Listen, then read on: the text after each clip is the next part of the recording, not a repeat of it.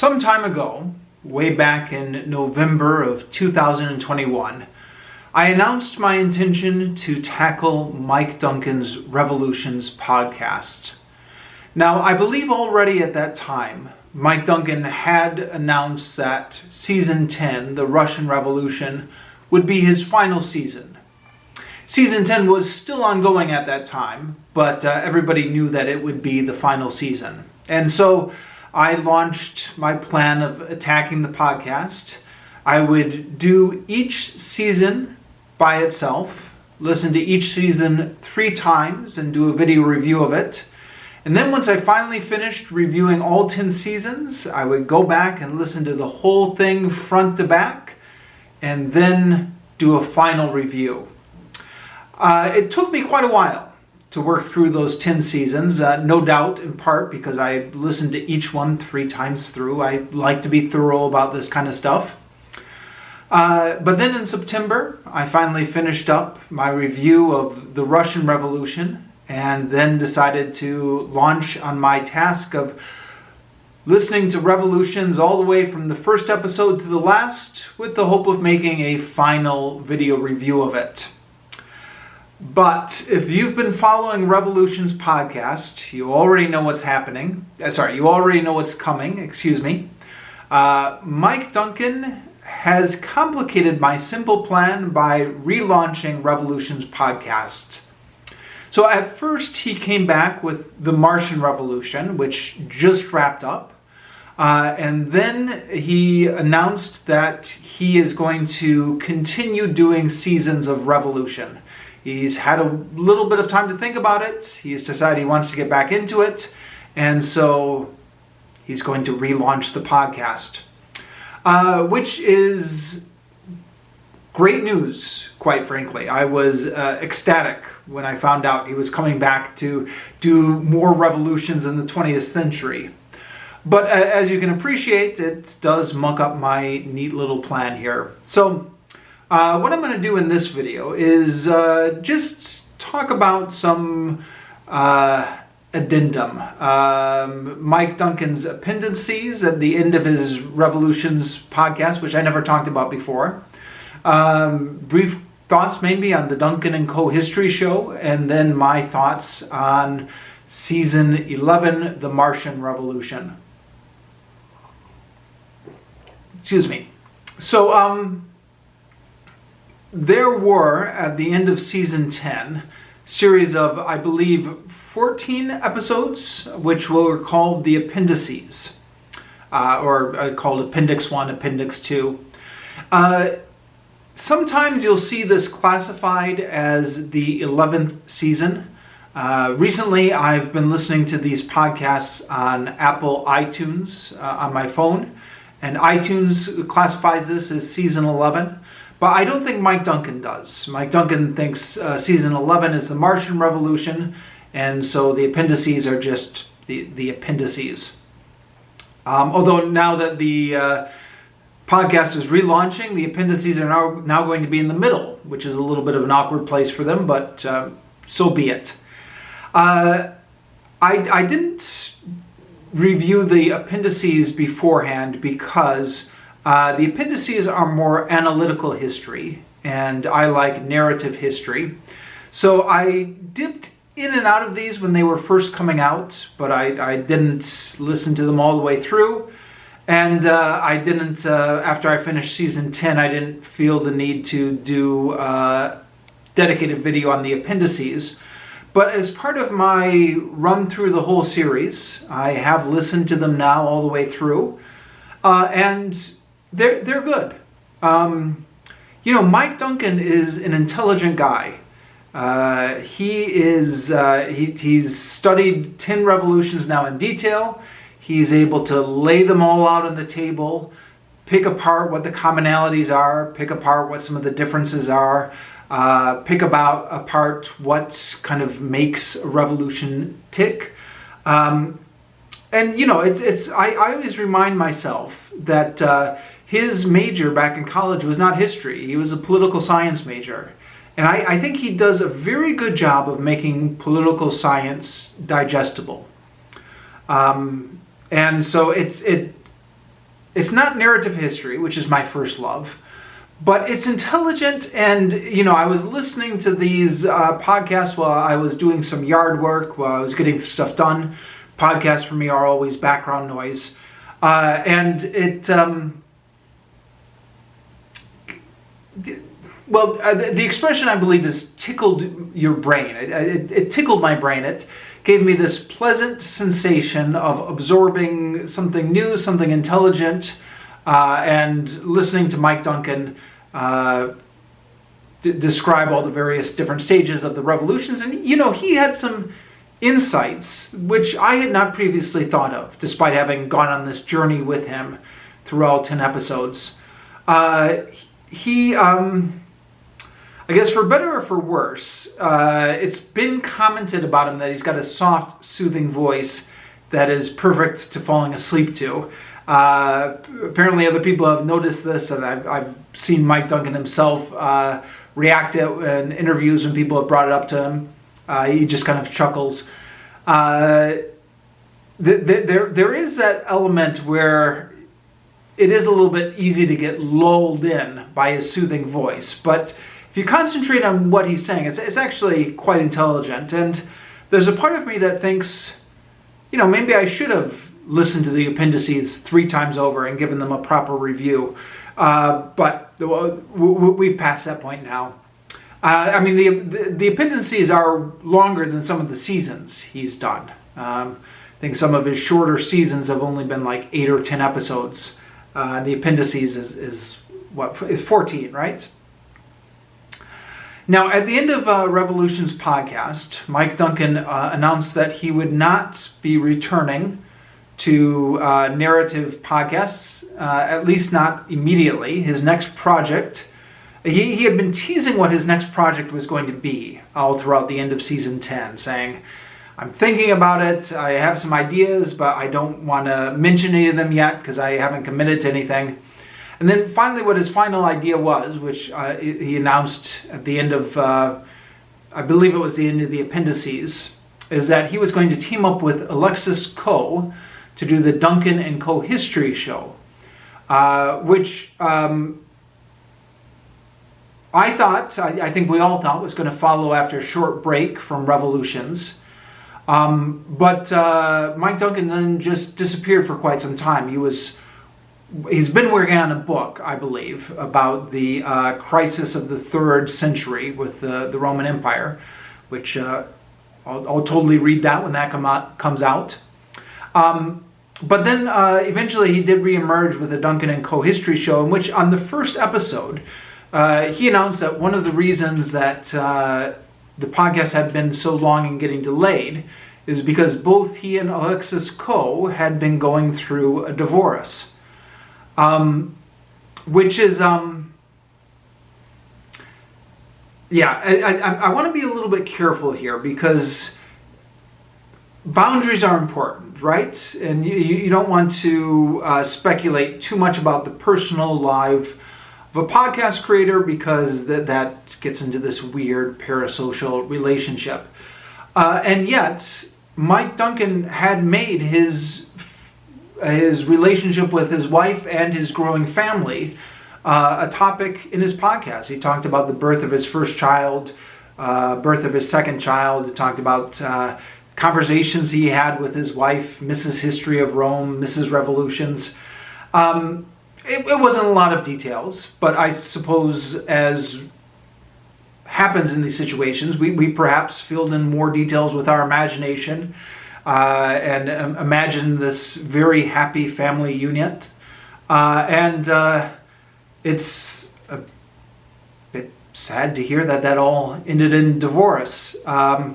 There's a part of me that didn't believe it was actually serious. When Mike Duncan and Alexis Coe both announced this in kind of joking voices on the first episode of Duncan and Co. History Show. But no, apparently it is. There is... I hesitate to mention this, but I guess I might as well. There was a fair amount of speculation on Reddit. I got into the Reddit during this period. That Mike Duncan and Alexis Coe had a relationship with each other, which was possibly the reason why they got those mutual divorces at the same time. A lot of commentators observed that they had a bantering relationship that perhaps seemed almost flirty at times. I don't think I believe this myself, if for no other reason than it's too obvious, right? I mean, just because we only know Mike Duncan's public life does not mean that Alexis Coe is actually the only other women in Mike Duncan's life. I'm sure there are other people in his life. That's just the Reddit community. Speaking of the Reddit community, well, let me back up maybe and make a sort of apology for getting a little bit too into Reddit during this time. I don't know. At a certain point, I just got hungry for news. And especially when Mike Duncan started to be active again, I was, started checking his Twitter account, saying, okay, what's the news? What's the latest podcast? When's it coming out? And when I wasn't getting the news, I just got sucked into Reddit and seeing what they knew.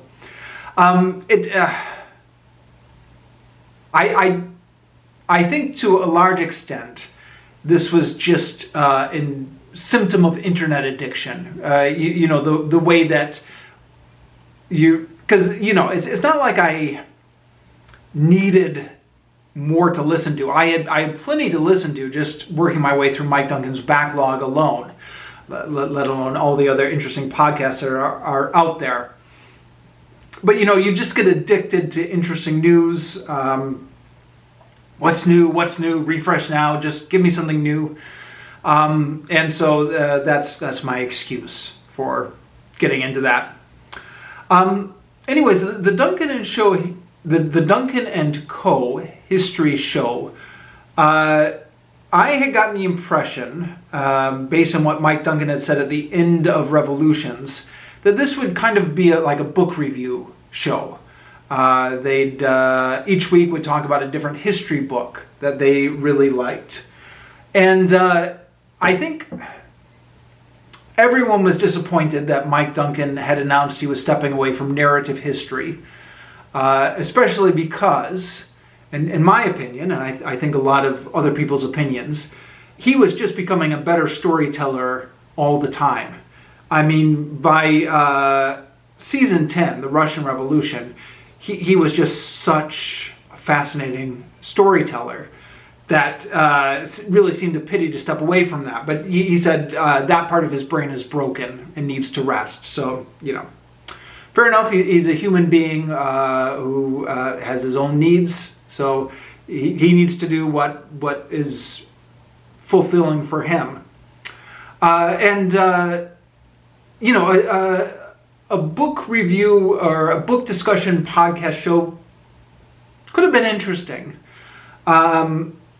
The Duncan and Co. history show, though, I was a little bit frustrated that it didn't seem to be a book a week type show, which had been what I was expecting. It seemed more sort of a discussion and on just kind of different topics throughout the week. Different topics each week is what I mean. And if Reddit is anything to go by, a lot of fans were not happy about it. I'm exaggerating a bit. Even on Reddit, which usually has a reputation for being the place where the internet scum hang out, the discussion was pretty polite for the most part. People were like, well, this show isn't for me. Wish Mike Duncan the best, but I'm not going to be following the show, etc. People were usually pretty polite. But a lot of people didn't seem overly enthusiastic about the show, and I think I count myself among them. Now, I think to be fair, part of this is high expectations. So if it had been any two other people setting up a podcast where they just talked about history-related topics, I think people wouldn't have been so disappointed in it. But because there was these massive high expectations with Mike Duncan, I think the kind of show that would have been fine for other people just wasn't satisfying his fan base.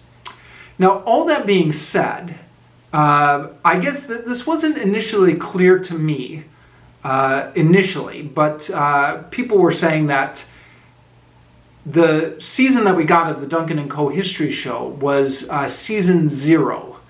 And it was just Mike Duncan and Alexis Coe trying various things out, seeing what would work. And season 1 proper would launch next. And that's when the show was going to be more structured, more focused, etc. So if that's true, in 10 or 15 years' time, we'll look back on this and this season 0 will have just been a somewhat awkward prologue to a show that it goes on to become focused and quite successful, and who knows what the future holds. I guess time will tell, huh? But then, while the Duncan and Co. History Show was going on, Mike Duncan came back to Revolutions to launch the Martian Revolution, which is a fictitious revolution.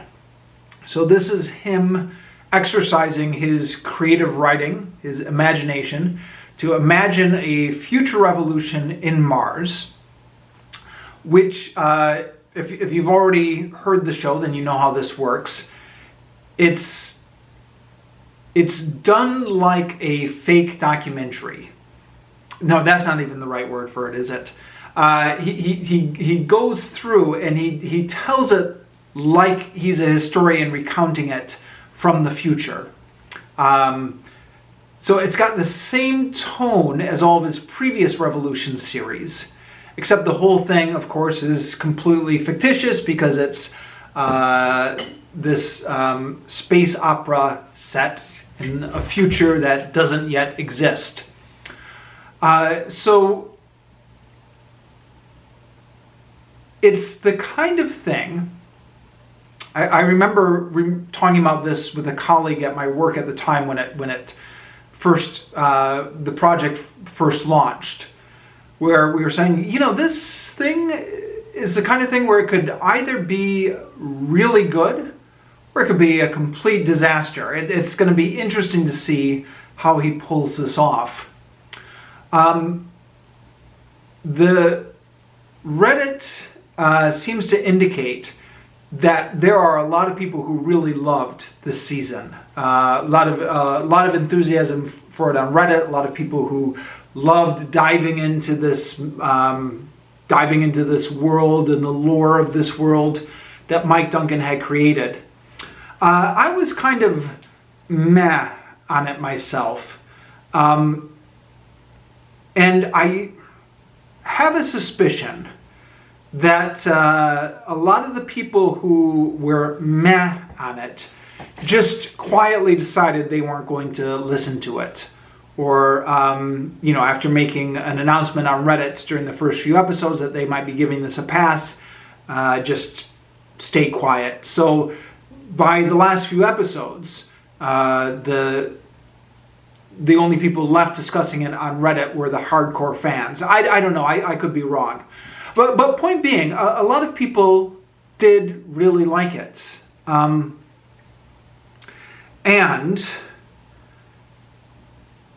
it was well done for what it was. So here again, we come to the golden rule of reviewing, right? Which is review the book that you've read, not the book that you wish you had read.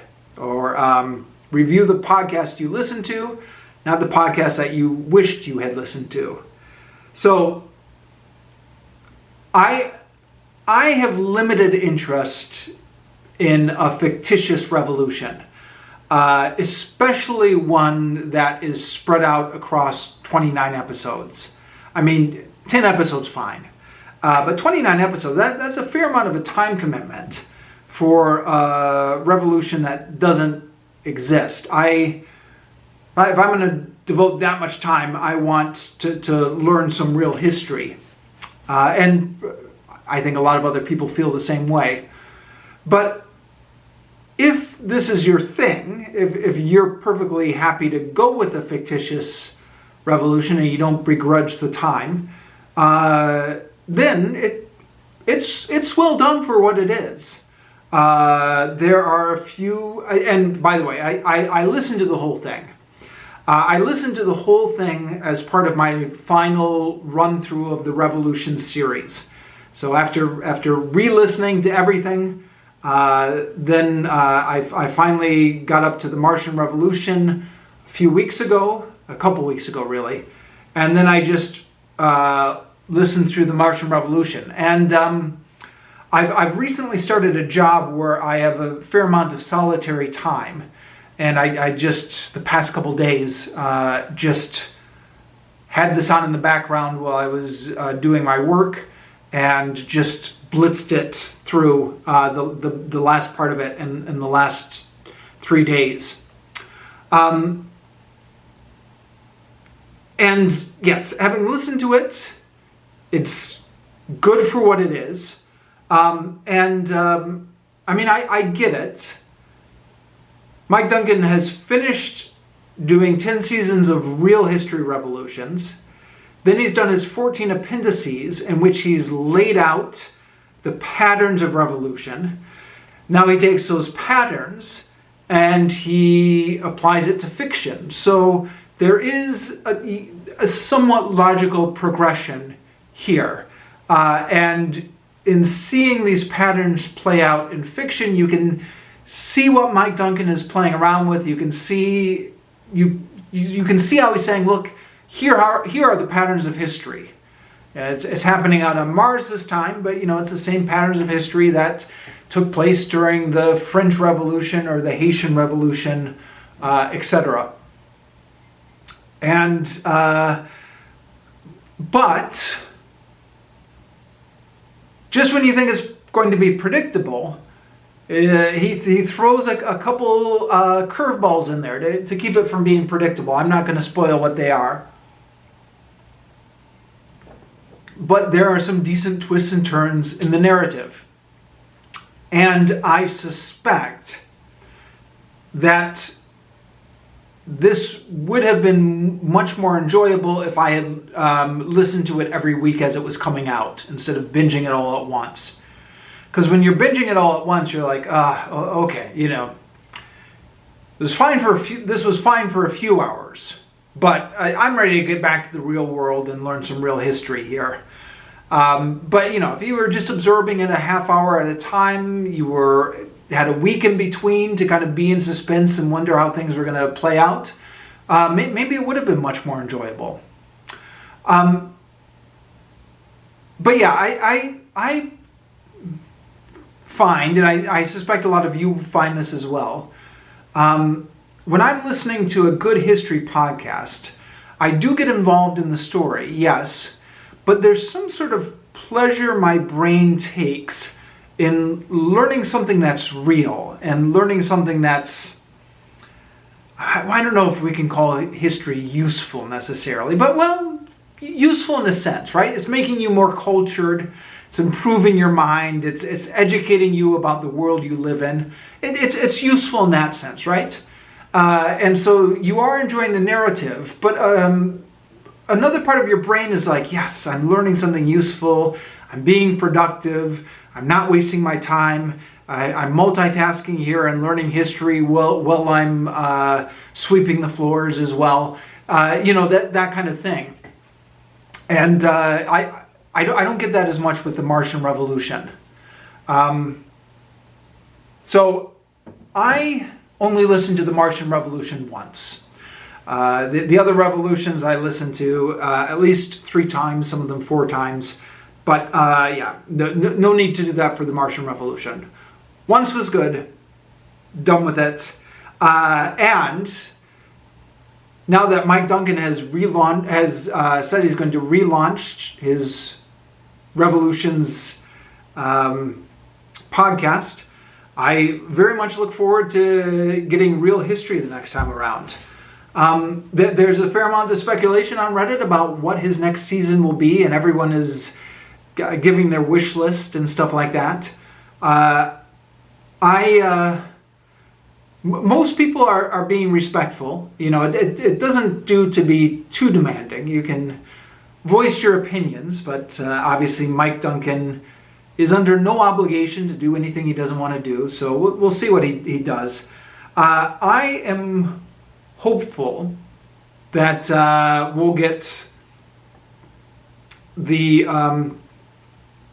I don't think he's going to go back in time. And I don't think it would be beneficial to go back in time. So there are revolutions he's missed, like, the Greek Revolution. But I at this point, no use going back in time to get those. So if we're picking up where we left off, which is the after the Russian Revolution, after World War I, then Ireland Revolution and the Turkish Revolution would be the two most obvious candidates for the next one. And I hope he does both of them. Because I think they're both big revolutions that would be a shame to skip either of them. But, you know, we'll see what he wants to do. So, yeah. That's my rambling thoughts on everything Mike Duncan's been up to since season 10. But I still have to do one last episode, which is looking back on the Revolutions series as a whole. Obviously the series is going to continue now, but I'll just look back on, I guess, what is now known as Phase 1 of the Revolutions podcast, the first 10 seasons. And with any luck, I'll be able to film that video tomorrow, and I'll give you my thoughts on that soon. So, thank you very much. See you next time.